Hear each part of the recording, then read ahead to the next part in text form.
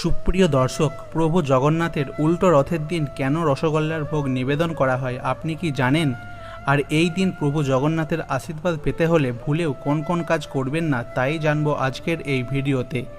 নমস্কার সুপ্রিয় দর্শক, সকলকে আমাদের চ্যানেল রাজকাহিনীতে স্বাগত। আপনি যদি আমাদের এই চ্যানেলে নতুন হয়ে থাকেন তাহলে চ্যানেলটিকে সাবস্ক্রাইব করে নেবেন। জগন্নাথ দেব লক্ষ্মী দেবীর অনুমতি না নিয়েই রথযাত্রার দিন বেরিয়ে যায় মাসির বাড়ির গণ্ডিচা মন্দিরে থাকার উদ্দেশ্যে। স্বামীর এই আচরণে ক্ষুব্ধ হন ধন সমৃদ্ধির দেবী। উল্টো রথযাত্রার দিন গণ্ডিচা মন্দির থেকে রথে চেপে মূল মন্দিরে ফেরে। তবে মাসির বাড়ি থেকে ফিরলেও মূল মন্দিরে প্রবেশ করতে গেলে ঘটে এক মজার কাণ্ড।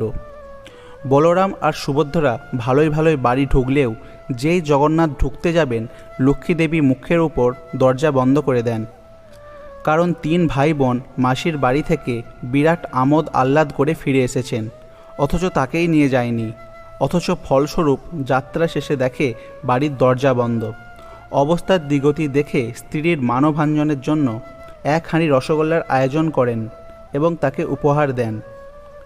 অবশেষে লক্ষ্মী দেবীর মান ভাঙে এই রসগোল্লা খেয়ে।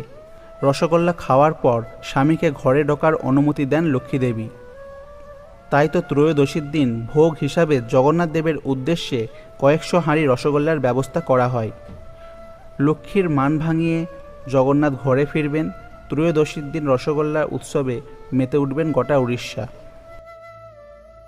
আগামী 5ই জুলাই উল্টো রথের দিন জগন্নাথ দেবের আশীর্বাদ লাভ করতে ভুলেও করবেন না এই 10টি কাজ। উল্টো রথের দিন ভুলেও জুতো পায়ে দিয়ে রথের দড়ি টানবেন না। বাড়িতে কোনো গরিব অসহায় মানুষ এলে খালি হাতে ফেরাবেন না।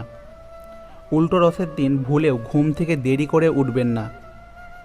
এই দিন কাউকে মনে কষ্ট দিয়ে কথা বলবেন না। উল্টো রথের দিন ভুলেও আমিষ আহার করবেন না। এই দিন ভুলেও পুঁই শাক, কলমি শাক ও তেতো খাবার খাবেন না, এতে জগন্নাথ দেব ক্ষুব্ধ হন। এই দিন বৈষ্ণব অপরাধ করবেন না।